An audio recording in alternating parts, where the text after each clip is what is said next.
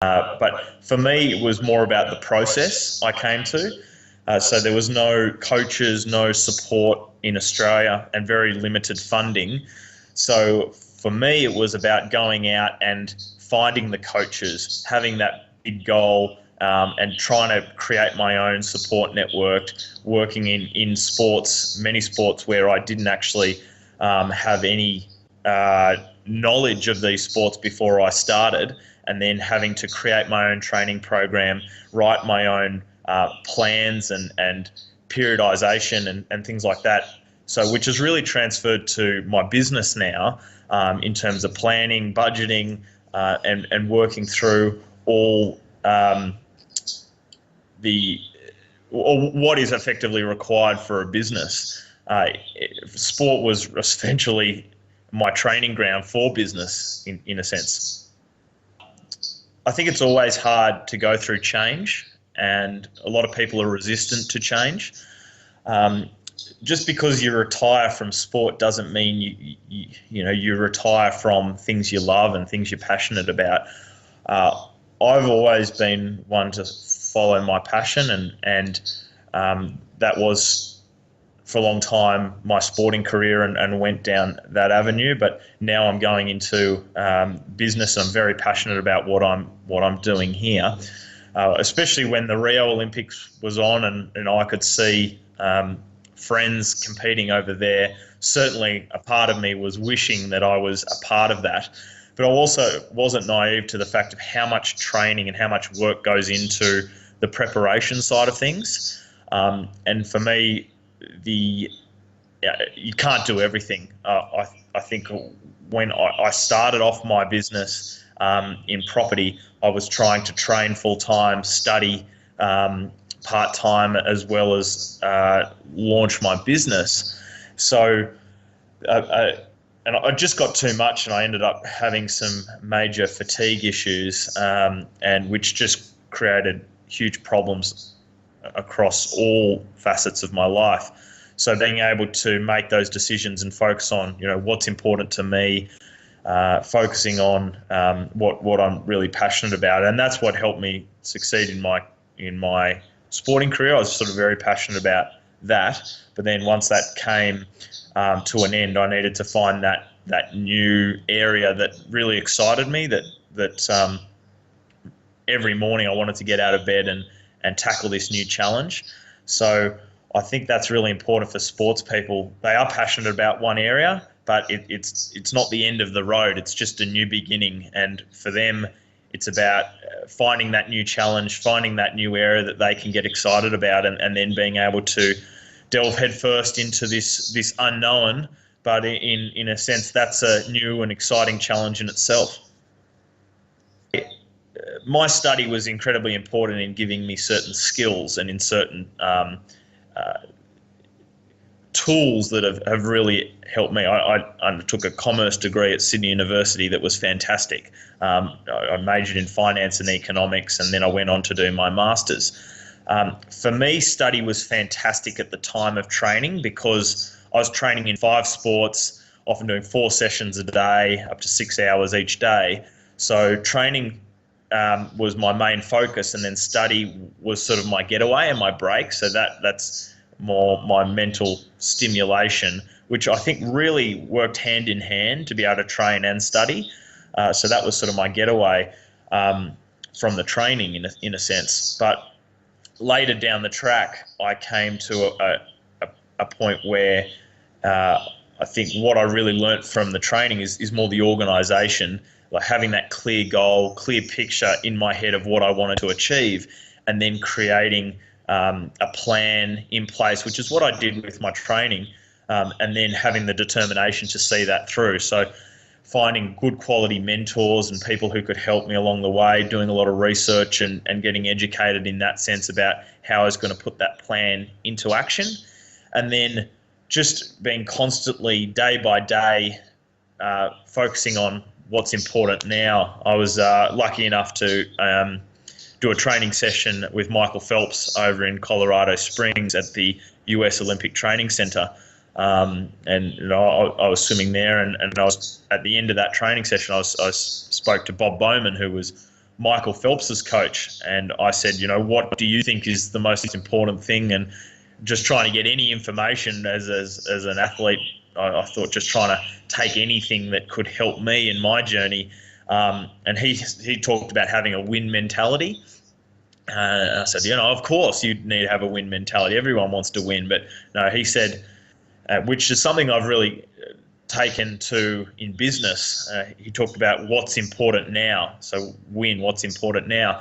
And that's sort of focusing on the present and focusing on so the daily tasks or the things I need to do that are going to make the big difference tomorrow.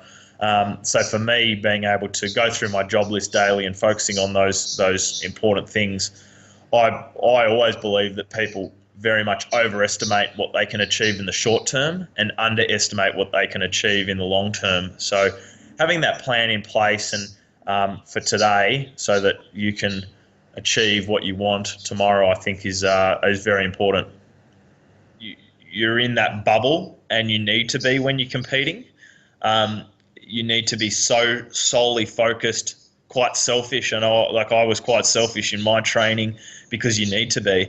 And a lot of these top athletes are very selfish in what they do, and are in their bubble.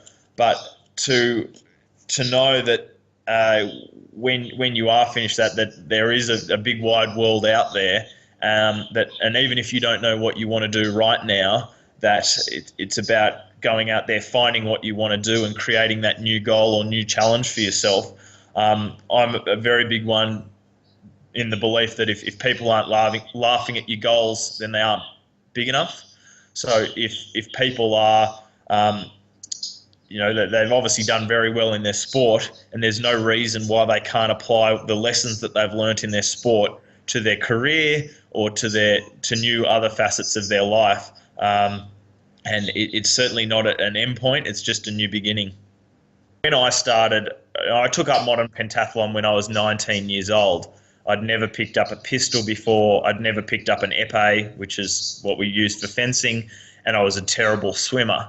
So not only had I not done these things, I also had no idea how to get into them and how to be successful, and putting myself trying to compete at the highest level at the Olympic Games in these sports, how to train for them.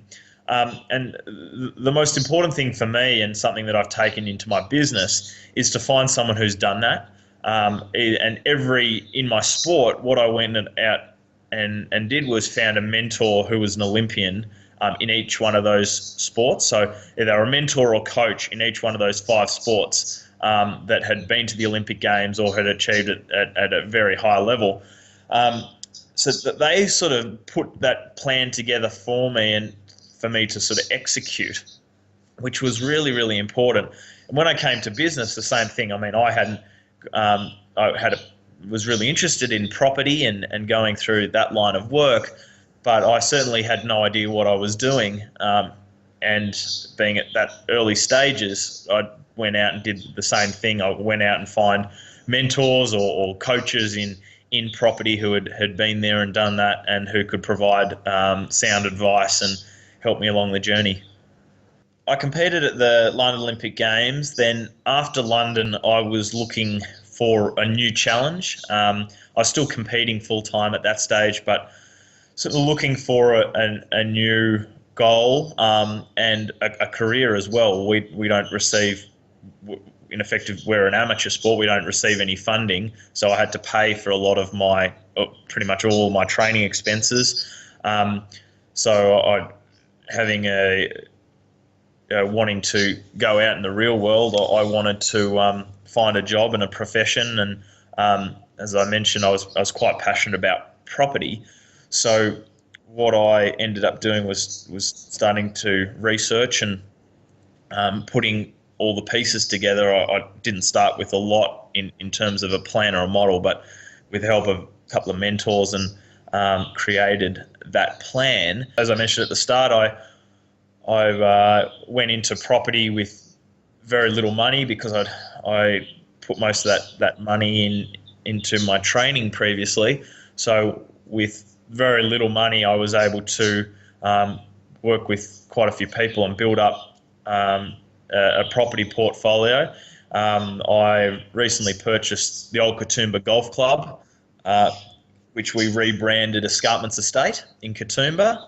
We're currently developing 24 townhouses here and also converting the old golf club into a restaurant, gym, golf driving range, which will be the first one in the Blue Mountains, as well as a function centre.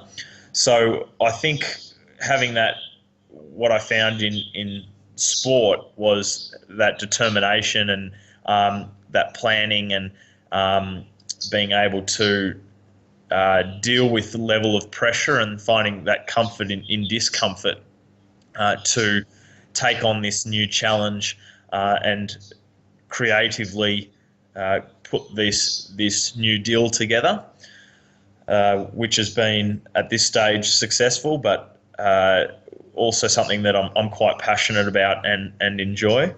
But I think people who are coming out their end of their sporting career, I would just say that to be able to find a role that they are passionate about, and it might take them a couple of different jobs to do that, but obviously they love their sport, something that they really love, that will certainly have that passion again, that they can move into another area of their life. Midway through 2014, I was given a option of whether I go full time or whether I take a redundancy. So yeah, and that was really a big turning point for me, because at that stage I had about $3,000 that was to carry me, and at that stage I'd purchased a house and I had a mortgage, and so I was under some financial pressure.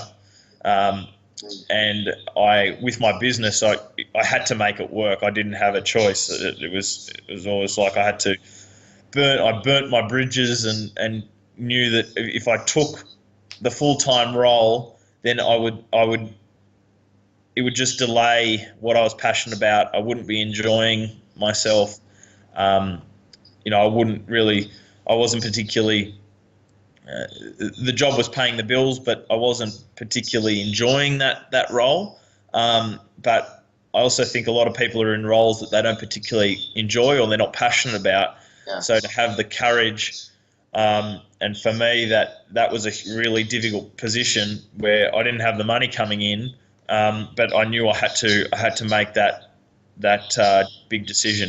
I wouldn't say it's a particular athlete that would be suited to the role or industry. I just believe it's someone who's quite proactive, someone who can go out there and has the determination and has the vision to be able to be, I guess, quite entrepreneurial in their approach, which can be anyone from any sport and any walk of life. I don't think you need particular skills as long as you've got the determination and tenacity to see it through.